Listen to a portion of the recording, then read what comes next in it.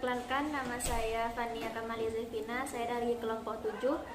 Di sini saya akan menjelaskan makalah saya yang berjudul Fikih Difabel. Langsung saja. Difabel merupakan singkatan dari bahasa Inggris Different Ability People atau Differently Able People, yaitu orang-orang yang dikategori memiliki kemampuan berbeda dengan manusia pada umumnya. Istilah lainnya ialah differently able, yang secara harfiah berarti sesuatu yang berbeda. Sedangkan secara terminologi, difabel adalah setiap orang yang mengalami hambatan dalam aktivitas keseharian maupun partisipasinya dalam masyarakat karena desain sarana prasarana publik yang tidak universal dan lingkungan sosial yang masih hidup dengan ideologi kenormalan.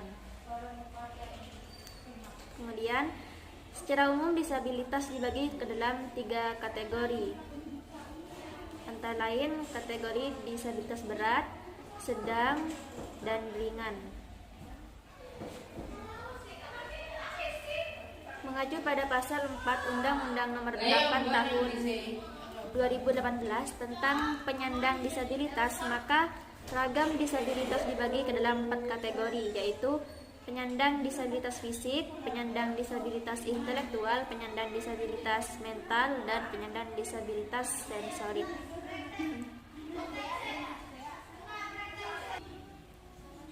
Penyandang disabilitas fisik ini biasa disebut sebagai penyandang disabilitas daksa atau orang dengan gangguan mobilitas.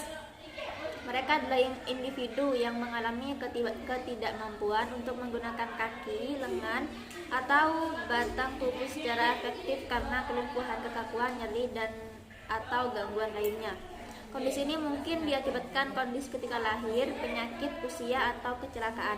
Meski demikian, kondisi ini dapat berubah dari hari ke hari, dan kondisi ini juga dapat berkontribusi pada disabilitas lain seperti gangguan bicara, kehilangan ingatan, tubuh pendek, dan gangguan pendengaran.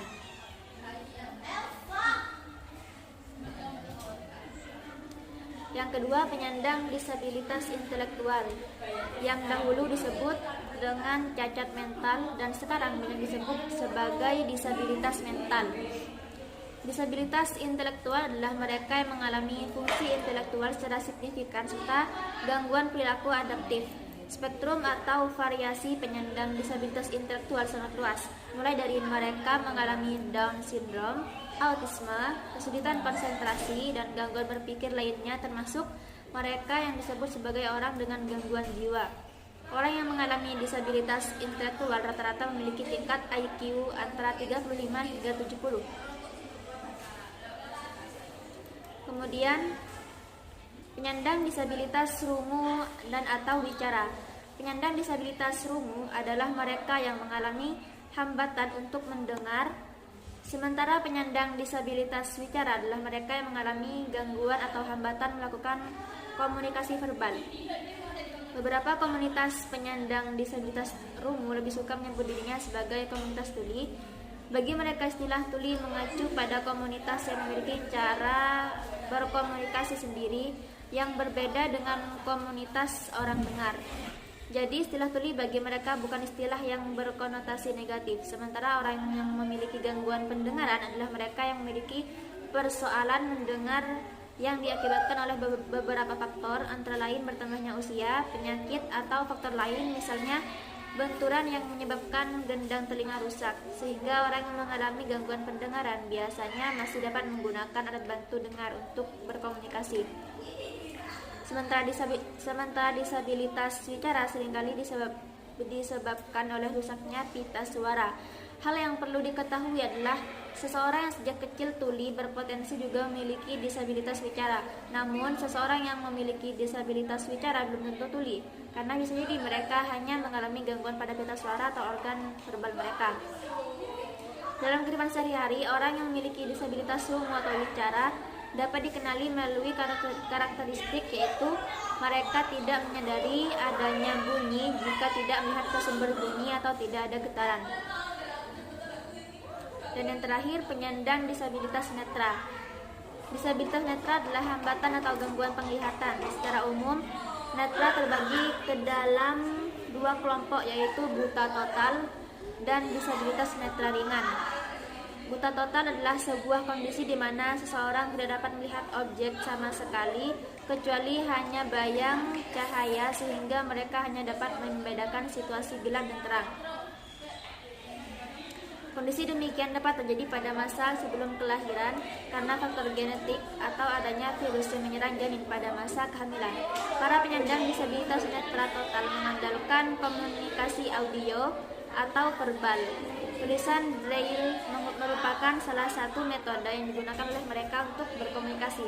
Pada era digital saat ini, teknologi alat bantu bagi penyandang disabilitas netra sudah berkembang dengan baik, di mana para penyandang disabilitas netra dapat menggunakan komputer bicara.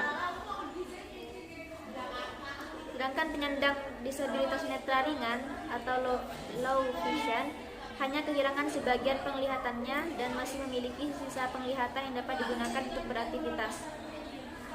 Kondisi ini dapat dibantu dengan menggunakan kacamata. Kemudian selanjutnya pandangan fikih ubudiyah terhadap kaum difabel.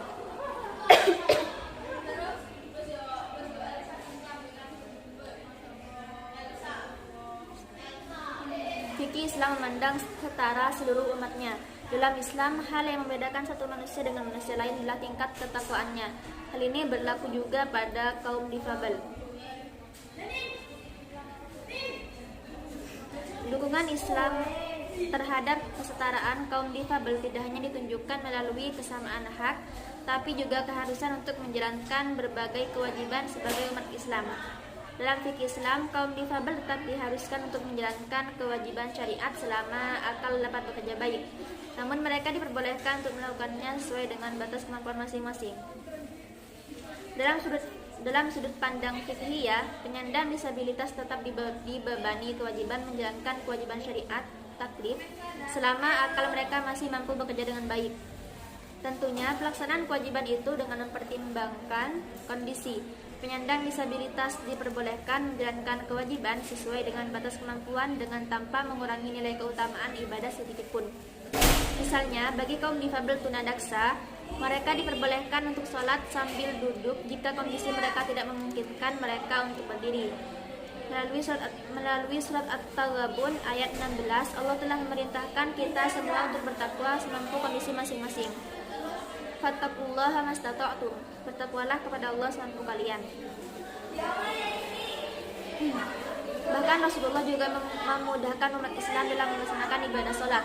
Saat sahabat Nabi yang bernama Imran bin Husain radhiyallahu an terkena suatu penyakit yang membuat beliau kesulitan untuk sholat dengan sempurna, Rasulullah bersabda, "Sholli qa'iman fa illam tastati' fa qa'idan fa illam tastati' fa 'ala janbin." Sholatlah sambil berdiri, jika kamu tidak mampu maka sambil duduk, dan jika kamu tidak mampu maka sambil berbaring miring. Hadis riwayat Bukhari. Fikih Islam tidak pernah sekalipun memandang kaum difabel secara berbeda. Semua setara di mata Allah Ta'ala. Yang membedakan hanyalah tingkat ketakwaan masing-masing. Kemudian yang terakhir, berbagai persoalan yang berkaitan dengan fikih difabel beserta solusi permasalahannya.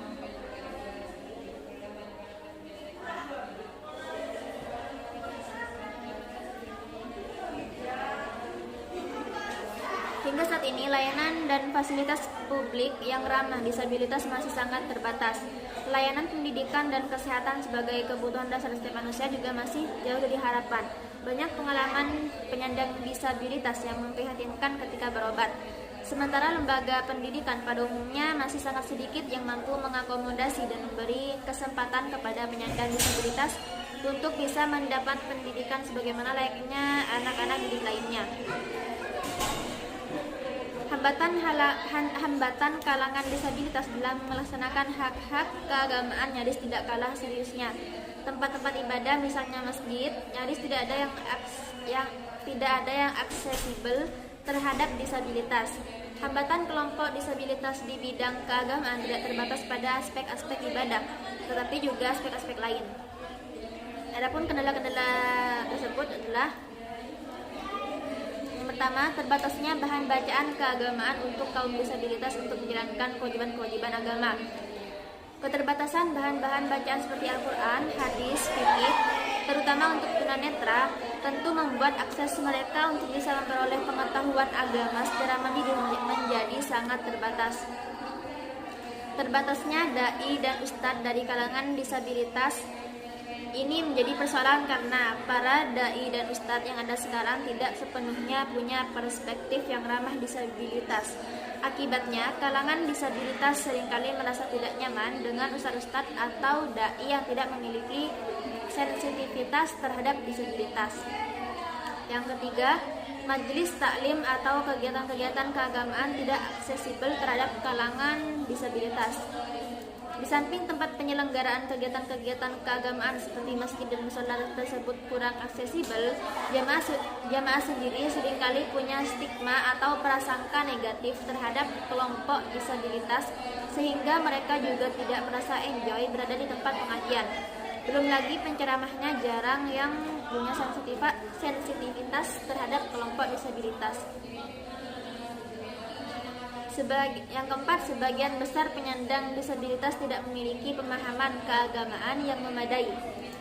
Ini bisa dimaklumi karena akses untuk memperoleh pengetahuan agama sangat terbatas.